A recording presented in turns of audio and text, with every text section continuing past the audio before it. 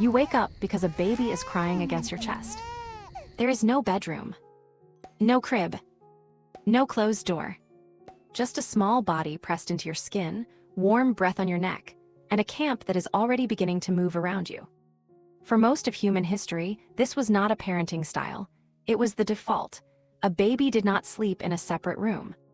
A baby did not spend the day behind walls. A baby lived in arms, beside firelight, under shade, on hips, near voices, and inside a moving circle of people.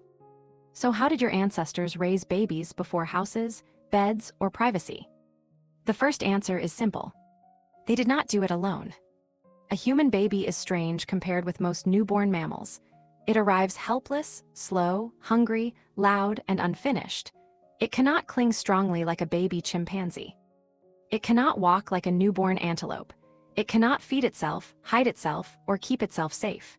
Even its brain is still building the systems it will need to move, speak, remember, and understand other people. Anthropologist Sarah Blaffer made this one of the central arguments of human evolution. Humans, she argued, are cooperative breeders. That means a child survives not only because of one mother, but because other people help carry, feed, guard, calm, and teach that child. In plain English, your baby was never designed for a one-adult world.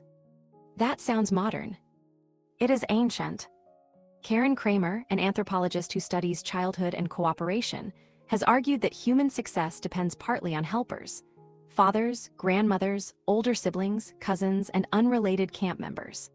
A mother could not always gather food, process roots, watch danger, nurse a baby, comfort a toddler, and keep an older child alive at the same time. Someone else had to hold the baby. Someone else had to notice the crying. Someone else had to share the work. Now picture a camp at dawn. The ground is not clean, but it is familiar. Smoke keeps some insects away.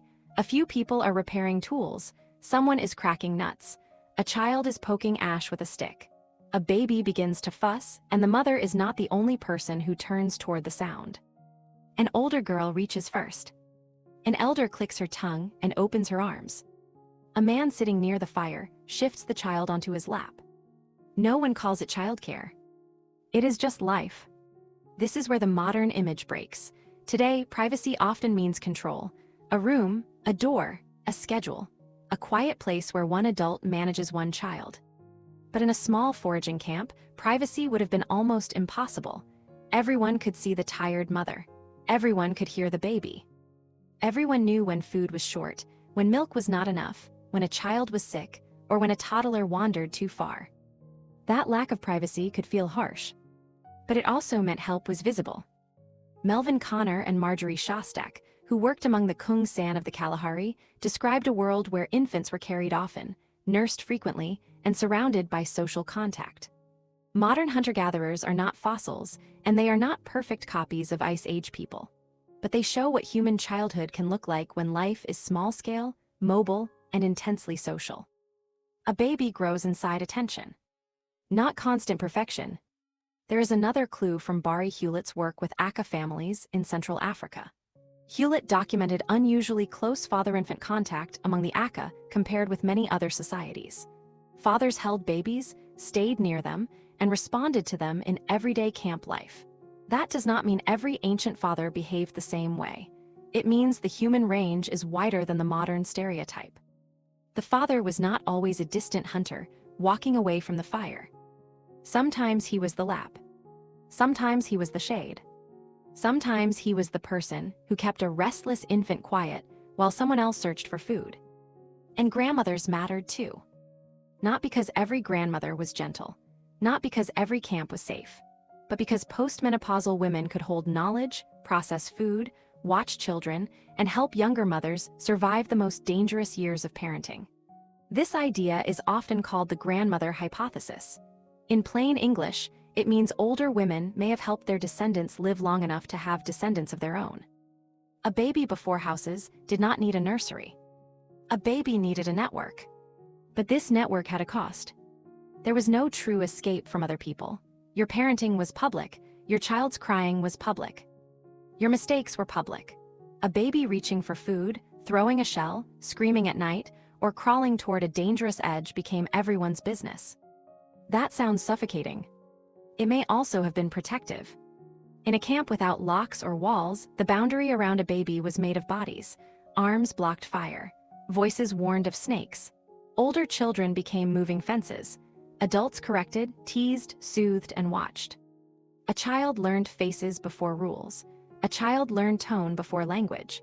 A child learned where safety lived by being passed through many hands. This is the counterintuitive twist. Ancient babies may have had less privacy, but they may have had more people. Less personal space.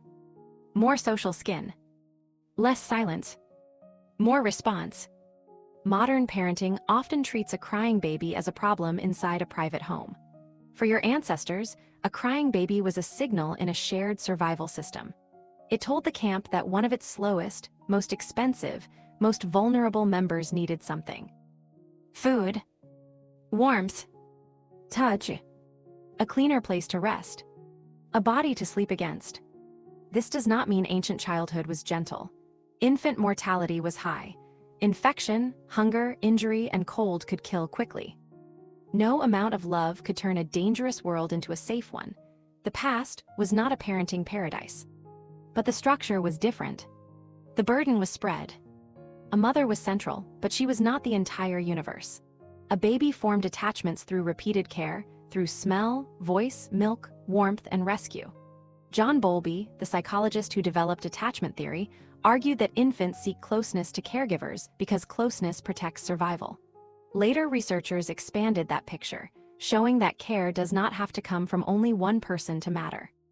The ancient lesson is not that modern parents should copy the past.